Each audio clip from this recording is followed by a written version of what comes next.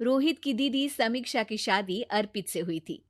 रोहित 20 साल का था, जो कि अपना पूरा दिन मोबाइल पर ही निकालता था। कभी पबजी खेलता तो कभी यूट्यूब चलाता।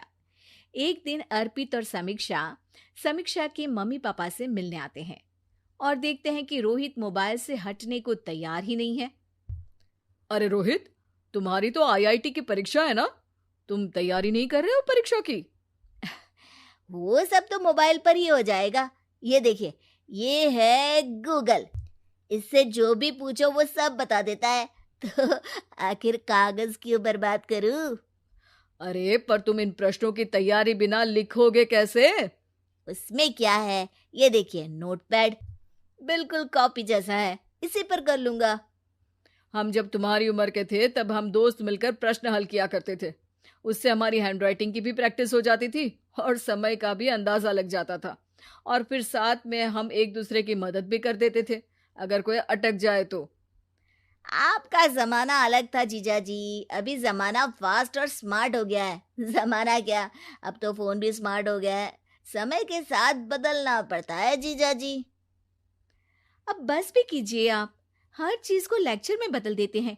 रोहित अच्छा कर लेता है परीक्षा में।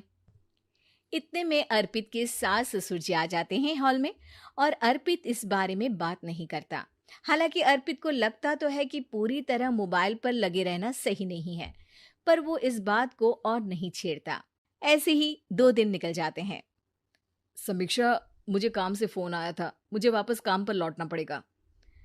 पर हमें आए हुए तो 2 ही दिन हुए हैं। अभी चले गए तो माँ और पापा को अच्छा नहीं लगेगा ना। अच्छा ठीक है, तुम रुक जाओ, मैं काम खत्म करके फिर लौट आऊंगा। एक काम कीजिए ना, परसों रोहित भी परीक्षा के लिए निकलेगा। आप उसी के साथ निकल जाना। दोनों वैसे भी बात नहीं करते। साथ में जाएंगे तो हो सकता है आप लोग आपस में बातचीत भी करने लग जाओ।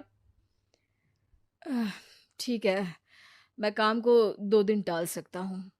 उसी रात जब सब खाना खाने बैठे थे, तो अर्पित अपने जाने की खबर बाकी लोगों को बताता है। मुझे काम के लिए वापस जाना होगा। अरे बेटा, पर अभी तो तुम आए हो, इतनी जल्दी चले जाओगे? नहीं माँ जी, समीक्षा यहीं रहेगी और मैं जल्दी काम खत्म करके वापस आ जाऊंगा।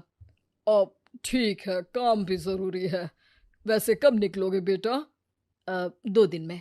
मैंने सुना है कि उस दिन रोहित को भी परीक्षा के लिए जाना है, तो कल मैं दोनों की टिकट करा लेता हूँ बुक।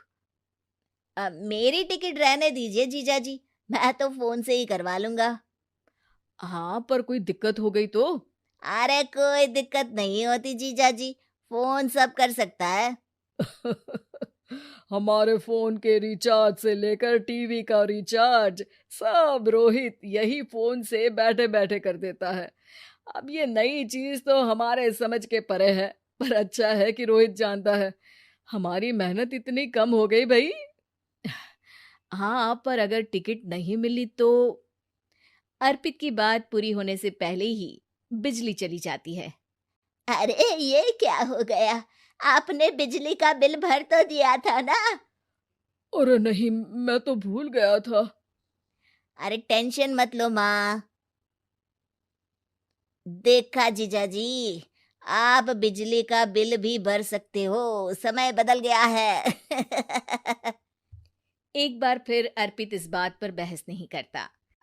अगले दिन जाकर अपनी टिकट करवाता है और पैकिंग कर रहा होता है जब शाम को अचानक से रोहित के चिल्लाने की आवाज आती है। नहीं, प्लीज प्लीज हो जा, ऐसा मत कर यार, प्लीज हो जा। अरे क्या हो गया रोहित?